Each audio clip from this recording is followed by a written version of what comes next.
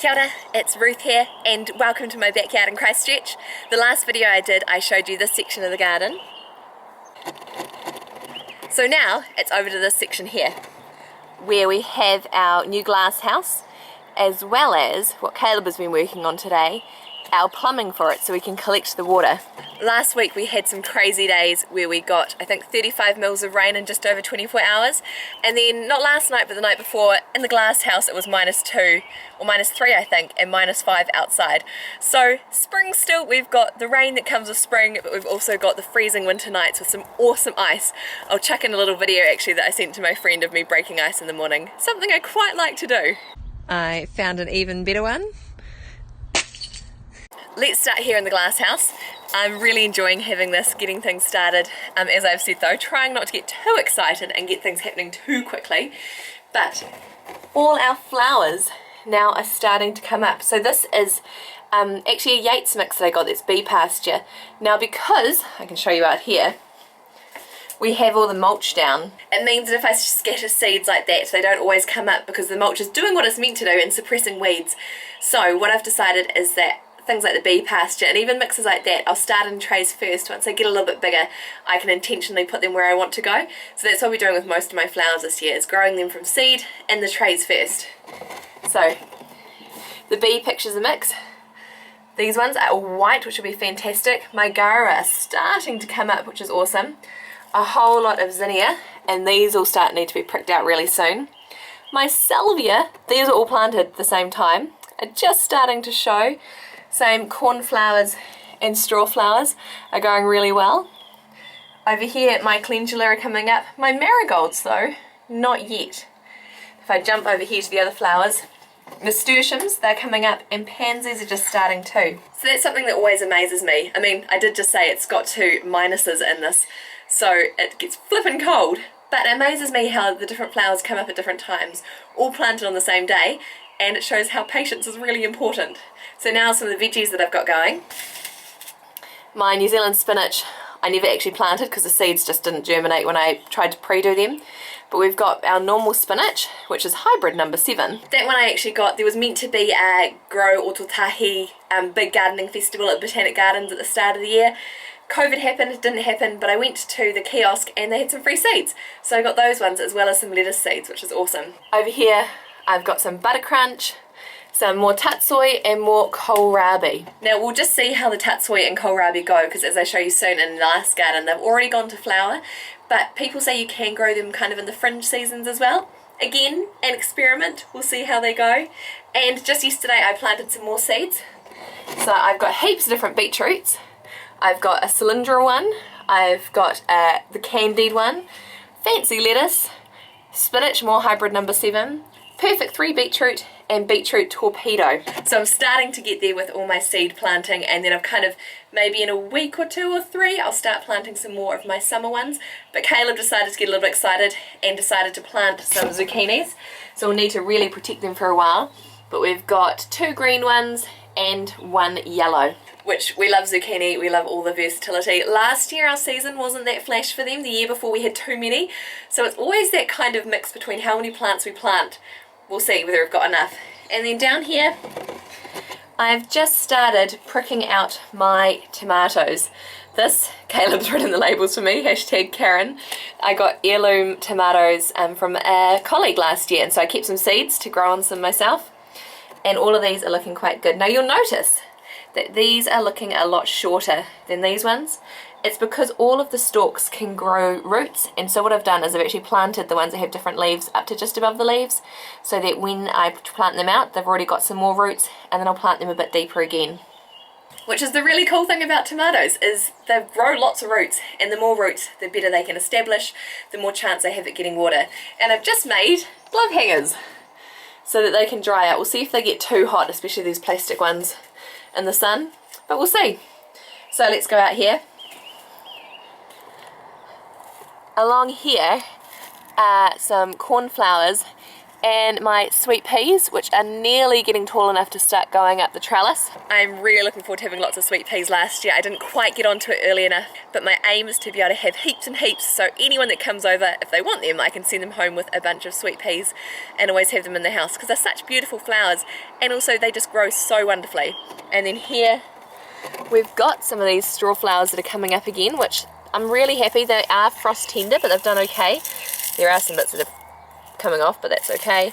And pansies and pansies and pansies, I do love them. So here, things are all going to flower. Our kale's going to flower. Our kohlrabi, I've pulled off some flowers, but it's even the ones I've pulled off are really wanting to flower again. Carrots at the front, story of my life, need to thin them. Down the ends we've got some beetroot, and then it's just kind of repeated on the other side. So that garden there is one of the 2 ones that we did during lockdown. And it's going pretty okay. Things are going to flower, but we've eaten a lot from it, which is awesome. A lot of the kale leaves. We know that the beetroot's coming, and our lettuces, we're now all out. We're doing the leaf by leaf, but I cut the stems off, and you can see they're regrowing. So we'll see how these ones go. Now behind me, you can see our blossoms for our nectarine. Not our nectarine. You can see our blossoms for our peach, which is fantastic. I'm so excited. They are so beautiful. The only worry is our minus nights, so we will see how we go. The tree is way too big to cover, so really I just need to hope that we get a good crop this year, but it's really exciting. I love this time of year where the leaves are just coming out and the buds, the flowers are just looking stunning. So here we've been starting to prepare the beds and pulling things out. So we had some Brussels sprouts along the end that have gone. This kale is the ones that I cut down to the base last time, and these have all grown up again, starting to go to flower. But with the garden, if there's any space that I don't need right now, such as here, I can still pick the leaves, and then I'm going to let them go to flower because we've started seeing more and more bees, and there aren't that many flowering things around at the moment, so I really want to be able to encourage bees by having these flowering. Down here are some peas, which are under, these are CD rack holders to stop the birds getting at them. And then this is a space hopefully for beans. Last year I had scarlet runners here, and what I learnt is that they have this crazy knobbly root system, and if I leave it in they should come up again this year. So I had a little sneaky check, and that root system's definitely there. So I'm hoping that they will come up, and then the rest of the garden, which is just all pea strawed for now to keep the weeds down and to keep the soil really good, is going to be for tomatoes. So those tomatoes hopefully will get in there in about, wow, to be honest, really probably should be 2 months time. I might push it and do a month and put little warm houses around the top. We'll just see how things go. And there's a few beetroots that have overwintered because they just didn't grow much, but now they're starting to grow again, so hopefully we'll get some good ones soon. Here is some beautiful calendula, and we've got some flowers getting so close. Our rhubarb is coming back nicely, and our broad beans are so happy. Apart from the fact I haven't found any pods yet, but that's okay because it seems to be a common theme that everyone's got lots of flowers and no pods. We'll see how they go, and they're just starting to show some signs. Maybe we'll have a look whether that's frost damage or something else. So these are going all well. Here are our brassicas that definitely were planted in the area that was too cool.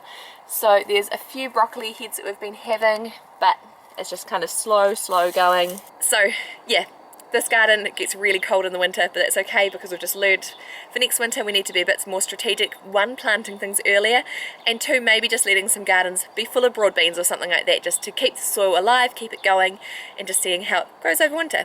Now down here, these were things that overwintered. These are purple sprouting broccoli, so they're all coming up now. This is a mustardy plant that I just feed to the chickens. On the note of chickens, let's grab the eggs. We've currently been getting 4 eggs a day. One chicken stopped laying at the moment, so we need to look into that.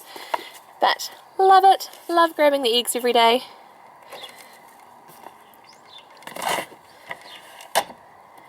And love having magnet doors. It makes it so easy just having them opening and closing. While we're here, oh look, the girls are all perching.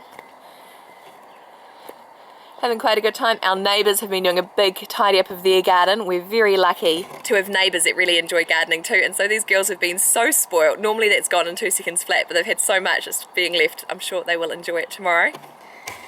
And down here, I should go back to this garden, I've just planted out a whole lot of peas. I had them in my glass house to start out, and then I just kind of hardened them off a little bit, so hopefully these will go well. These ones here are sugar snaps or snows, and these ones here are mystery peas. I found a seed packet that had peas written on and all they had was peas. So we'll see what happens. And then last bit, this one here has got some of the kale, some of the curly kale and Nero, and then the red kale at the back, and then some more coriander as well as some flat leaf parsley just thrown in. And on the note of parsley, that's kind of what I've got along the fence line of the chicken coop. A whole lot of parsley. There's some calendula, some borage, some different flowers as well. So hopefully this fence line will have lots of herbs. And what I try and do is, when they are growing big, I push them through and the chickens just eat it themselves, which is really cool. If I throw in handfuls of parsley, they don't touch it. But if I put it through the fence, they just kind of nibble it, and which I love, is kind of them self-medicating. When they need it, they can have it. So this is the section of the garden. This is where I've got the majority of the vegetables, apart from that one. And the last kind of big section is the edge of the garden and the flowers, which I'll give you a quick throw through, which we do need to mow the lawn, but we've got some lovely daffodils coming up and a few bulb irises, which is really exciting. So still start of spring, the kind of flower area of the garden isn't looking overly happy, but it's going okay, so I'll show you that next time in a much quicker video. So thank you for joining me, seeing all this. I know that by next month there'll be a lot more happening, things will be a lot warmer, so remember to subscribe if you'd like to see more, and I will catch you next time. Ka kite!